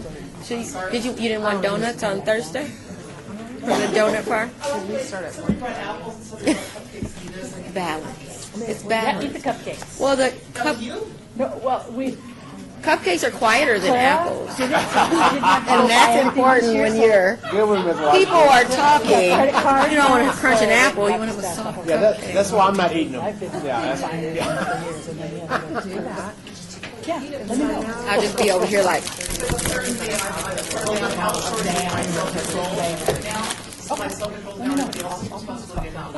the way it should be. That's the way it should be. Actually, you can just sit in my messy office. We'll just stop, like, I'm sorry, your 3 minutes are up, and we have to take this from her. Thank you. We just come over and take stuff out of your hand. If there's no one of these questions, you can go down there. We'll make it work.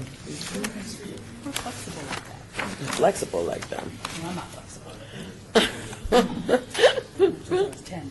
So there are some admin scores that are going to be put in, because we didn't have, Claire didn't have that score. Okay, I just want to make sure I wasn't crazy. No, you're not crazy. They will be added. I know that's up to Claire's already- observation.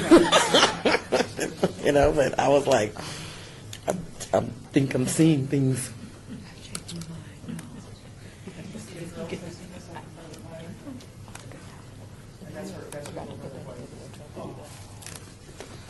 But yeah, also when you're on, I can always come with full my mom has a my mom's Ely, where, you know,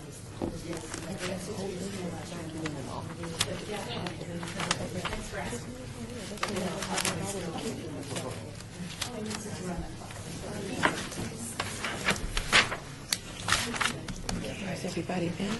Are we missing? Is everybody back? Oh, Terry looks different.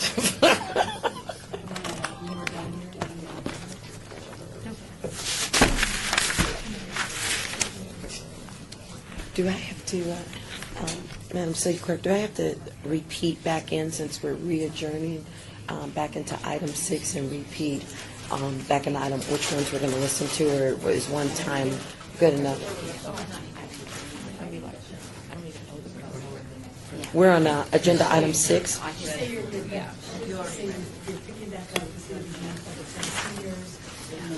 Okay, well, hold on before we do anything. What happened to my... I'm losing my mind. You guys, here we go. You guys are not helping me. Okay, you guys are not. I'm gonna go through your stuff. That's one of them. Hot mess I am. Okay. So I don't have to re-enter because I've already done it on the record. Okay. Wonderful.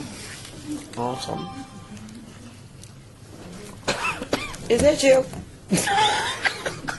Sorry, Sorry that my teacher voice came out. That's our attorney.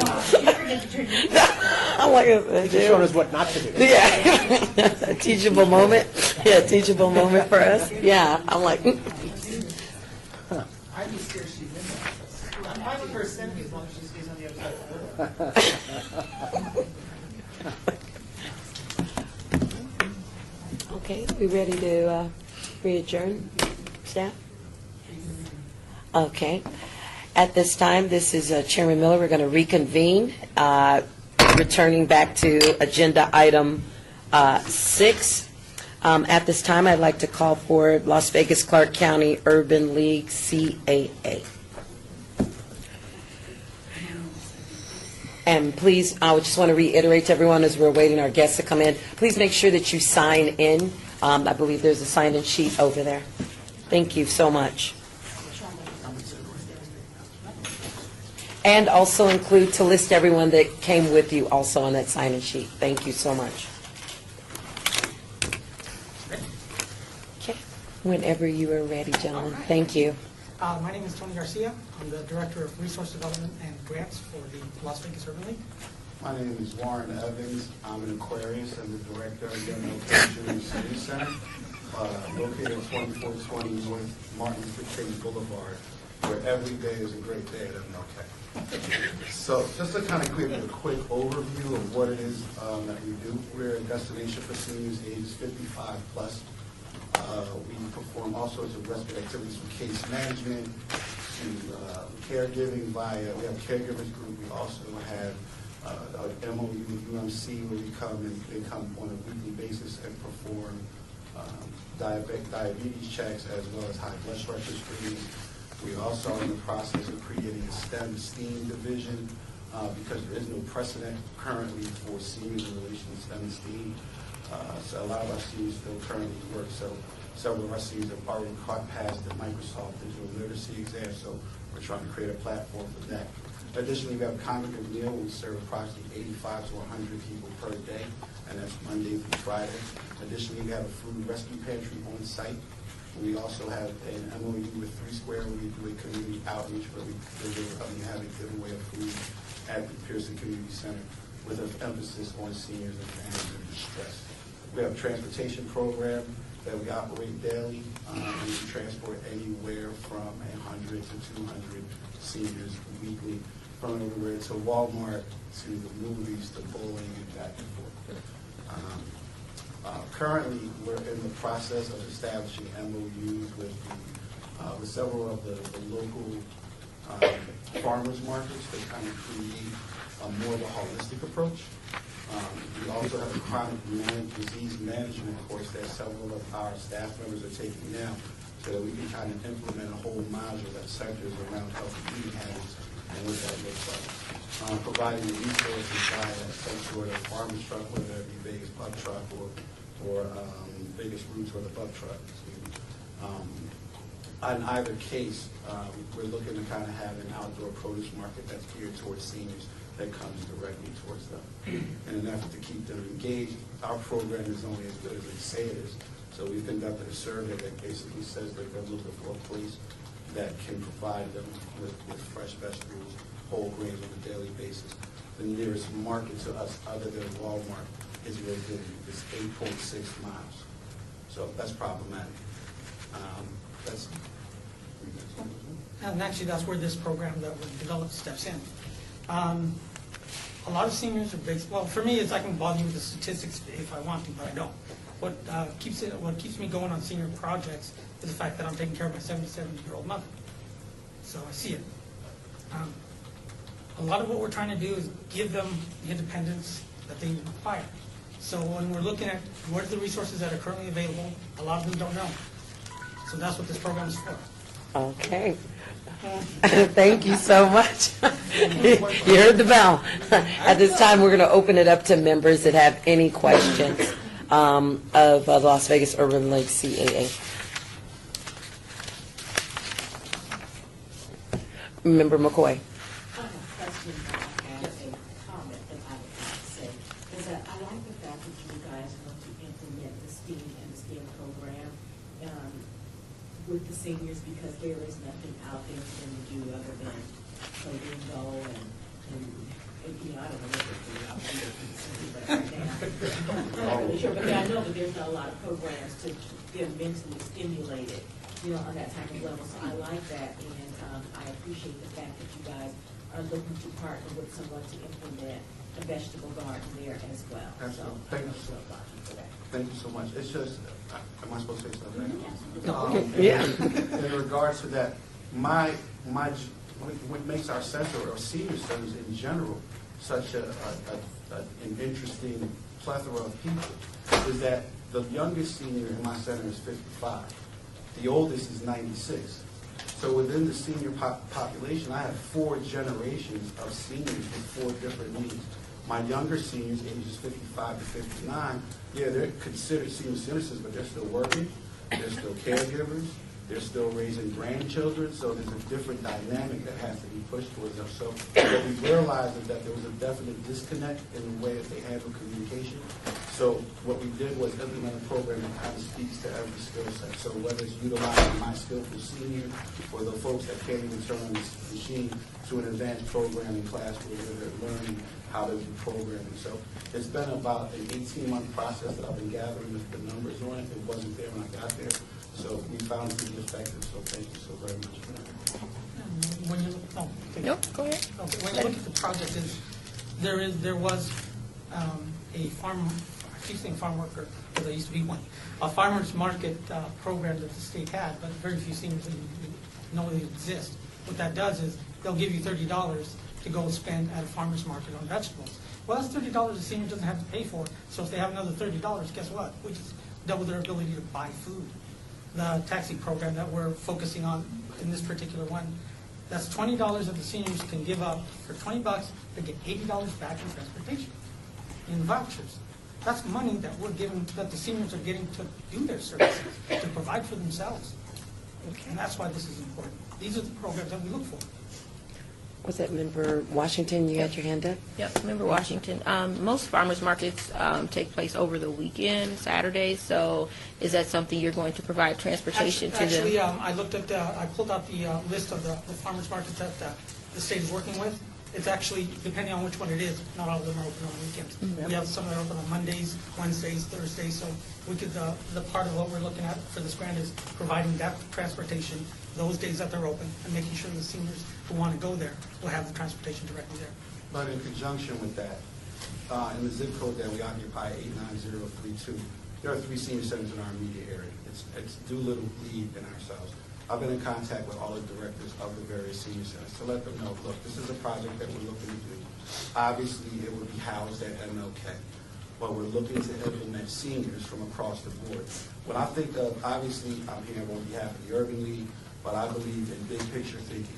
What affects the community as a larger whole? A farmer's market or the 2420 North MLK on a Saturday or a Sunday after church, whatever I got to do to get you there, is going to affect not only my center, but the community.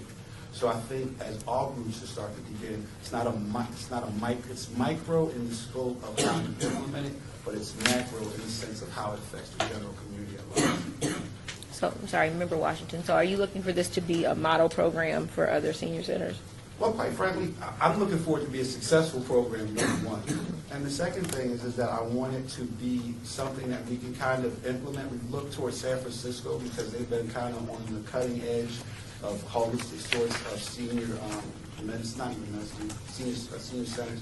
And I'm actually kind of modeling what we want to do after the more community engagement as opposed to telling the community what it is. So that's why it's so important for me to survey our seniors to kind of get an overall perspective of what it is that we want. But if the program is successful and if it gets implemented other places, I would be more than happy to share that information with everybody. Member Jennison and then Member McCoy. Thank you. So I appreciate that answer, but I have to ask, when I look at your application, you say that you're not going to submit a collaboration plan, and you've got a very strong collaboration plan. I can answer that one. We actually do have a lot of collaborations going on, but in particular for this project, at the time, the farmers market program and the taxi program weren't able to give us an MOU till the new year. So as of today, I spoke with them. We are developing an MOU with the farmers market. And the taxi program, they have a 6-month wait, but they're willing to wait the 6 months for the 2 months that we're looking at. So the collaborations, they're coming. But in addition, we neglected on our end to amplify the amount of collaborations and partnerships that we do in the community. So charge that one to the head, please, not the heart. We do have a ton of things that we do within the community, whether it's the Pearson Center, whether it's Doolittle, whether it's Eve, whether it's an event that's localized. We have opened the doors to the Senior Center as a hub for community action and for folk, whether it be UMC, whether it be, we have one with the Cleveland Clinic now in regards to an Alzheimer's study we're going to be doing shortly in relation to minorities. So that was an omission on our part, so I apologize for that. Member McCoy, I think we have about 30 seconds left, but go ahead. It was okay, it was my same question. So. Yeah. Oh, okay. With that being said, do any members have any further questions? Seeing none, thank you so much for your time, we appreciate it. We really appreciate it, guys. One of the things that it was asked in this thing, Oh, we still on time? well, I just wanted to make sure, you asked for the R990, so I made sure that it felt proper. Okay, you can leave it right there on the corner, and, Right here? yeah, and staff will make sure Thank that you. we get it later on. Thank you.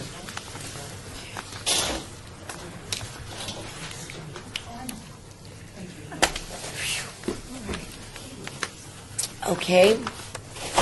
Excuse me, Chairman Miller. I'd like to call off Las Vegas Chips, DBA Southern Nevada Chips. Is that correct? Yeah. Okay.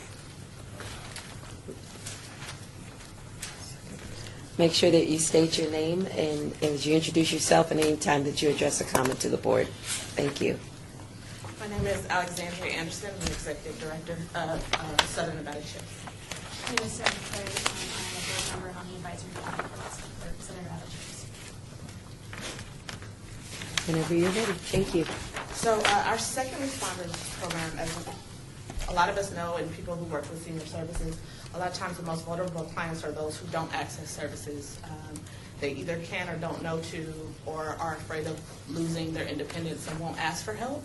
So we have a unique perspective of working with first responders. So firefighters from all of the local fire agencies give us our referral of clients who either call 911 frequently for things like lift assist, things like that, or who they just identified as having a social need. We have clients who have animals and animal fecal matter and urine throughout their house, elderly clients who are living in mold-infested homes, things like that. Sometimes it can just be as simple as someone who's calling all the time to get transported to a medical appointment. So we receive these referrals from the first responders. They then go to a caseworker. We conduct needs assessments to identify what their self-identified need is, as well as needs that we can identify ourselves or identify through first responder reports. They can also be given over to a team, which includes nursing students who will go out to the home and do assessments in home. Caseworkers also do home visits. In addition to that, we do pharmacology to the pharmacists over at Roseman University College of Pharmacology to identify sometimes people with multiple medications can be what's making them fall, or they're just on a bunch of meds that mix up together and exacerbate their issues. So we'll make a comprehensive report of their drugs and then send them to their primary care physician so they're aware of any other drugs that they've taken from multiple care physicians. We currently partner with Henderson Fire, Las Vegas Fire and Rescue, North Las Vegas Fire, as well as Clark County Fire Department. We have partnerships with UNLV School of Nursing, School of Social Working, their community health services, and Roseman Pharmacology. We have approximately 47 volunteers and students who assist in implementing our programming.